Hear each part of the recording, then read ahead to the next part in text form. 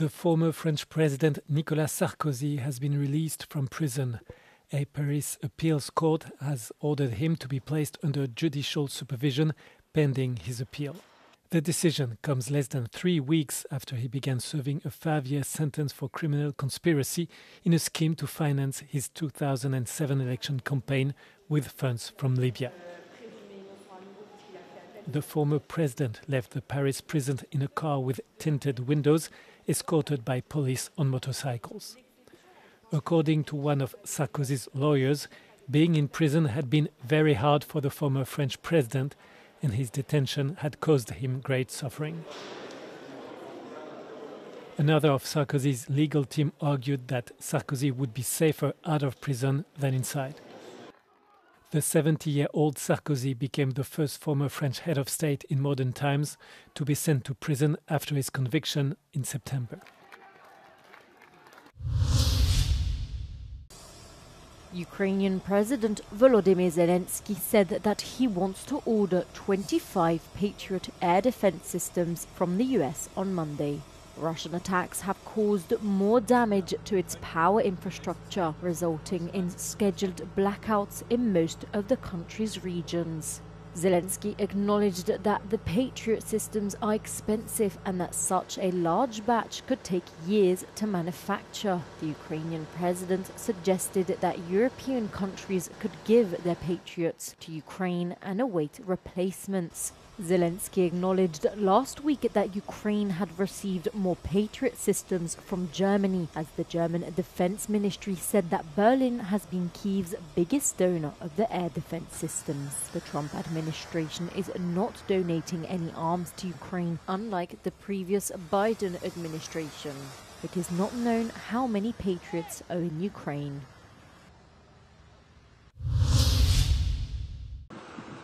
The trial of Taleb al-Abdul Mohsen, accused of killing 6 people and wounding over 300 others in a 2024 Christmas market attack in Magdeburg, Germany, began on Monday. The suspect is a doctor from Saudi Arabia with German residency since 2006. According to the indictment, Abdul Mohsen drove through the Magdeburg Christmas market on the 20th of December 2024, zigzagging at speeds of up to 48 kilometers per hour.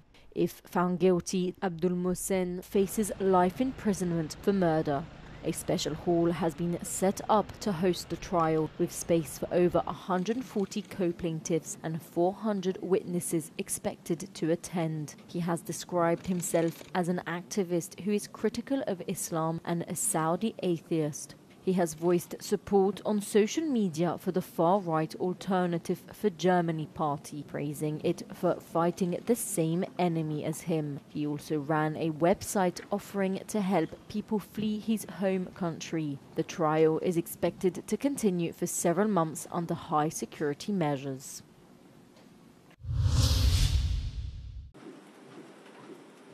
The European Commission and the European Parliament continue to work on the EU's next long-term budget. On Monday, the presidents of the two institutions met with the Danish Prime Minister, whose country currently holds the rotating presidency of the EU. The aim is to iron out differences. Lawmakers are particularly opposed to merging the common agriculture policy and regional cohesion policy into a single fund. A parliamentary majority believes this would dilute the European scope of these programs. The Commission is therefore proposing adjustments. These proposals concern 3 areas. So you have the reinforcement of the identity of the common agricultural policy. You've got the strengthening of the role of the regions, and the last point concerns enhancing governance. In concrete terms, the Commission is therefore proposing to introduce a rural target to ensure minimum funding for agriculture. It also plans to give regional authorities more say in determining how cohesion funds are used. In the next budgetary architecture, the cluster comprising agriculture and regional policy accounts for 44% of the total budget, estimated at almost 2 trillion euros.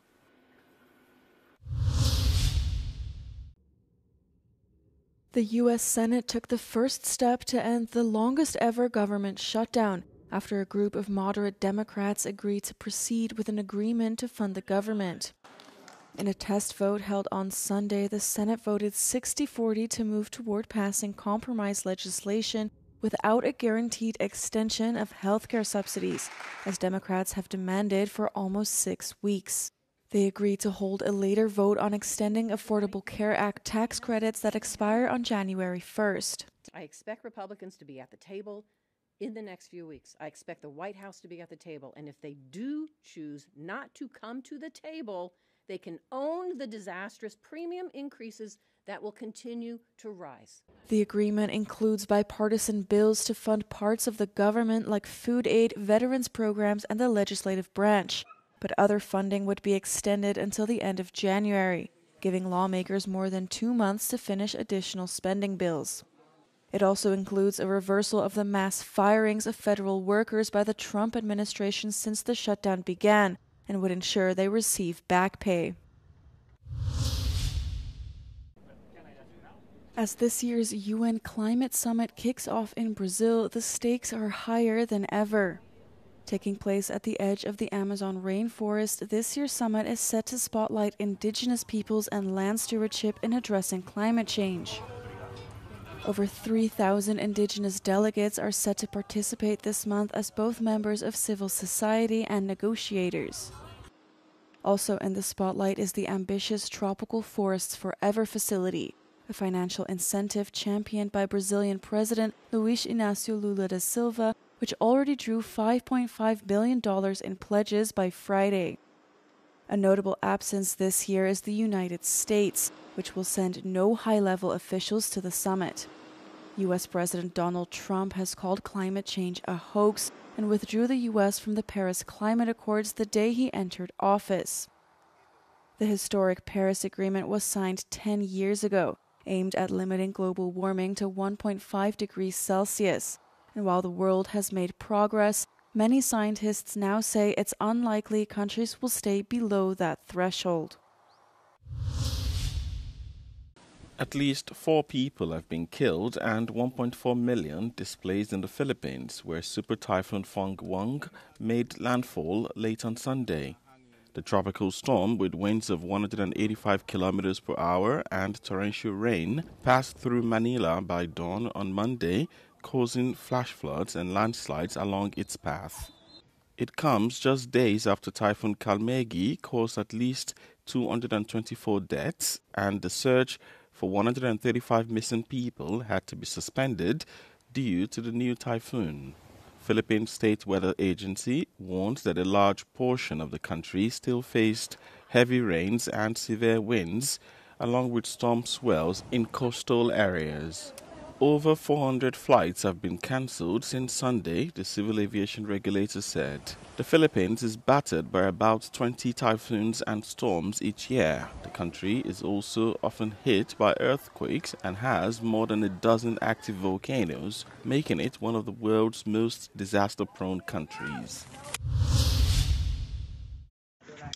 Rescuers in Malaysia have recovered the bodies of 7 migrants from Myanmar and found 13 survivors from a capsized boat. Some of those rescued are believed to be Rohingya Muslims. The UN High Commissioner for Refugees has urged regional governments to enhance search and rescue efforts. Nearly 600 Rohingya refugees have been reported missing or dead this year. Azerbaijan celebrated the anniversary of reclaiming control of the Karabakh region, marking a historic moment of the country and the whole region by closing the tragic chapter of decades of bloody conflict, starting a new chapter of peace and stability. President Ilham Aliyev celebrated the victory day as a momentous achievement for the country, which is breaking from its past, crediting the victory to strategic, economic and military developments, while highlighting ongoing reconstruction in Karabakh. Aliyev also highlighted Azerbaijan's strategic partnerships with Pakistan and Turkey as their servicemen participated in the parade in Baku. Speaking alongside Aliyev, Turkish President Recep Tayyip Erdogan said Azerbaijan's, quote, Karabakh victory reshaped the geopolitical balances across Asia and Europe, unquote, as Baku and Ankara are now rebuilding the diplomatic and economic relations with Armenia and for the region as a whole.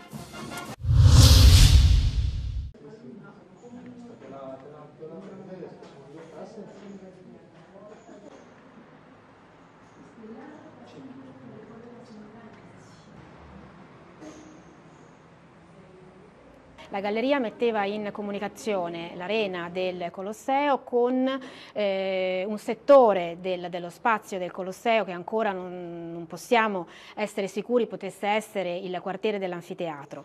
Il corridoio coperto era rivestito da intonaci dipinti, da stucchi e in una prima fase anche da marmi, ed era sicuramente attraversato dall'imperatore e dalla sua famiglia, che arrivava così sul podio imperiale senza essere visto e come una sorta di epifania. The lighting of this gallery is marked by two different systems: a warm light that indicates the path to visitors and enhances the beautiful marble of the walls, and a colder light recalling the natural light that used to seep through the holes on the ceiling.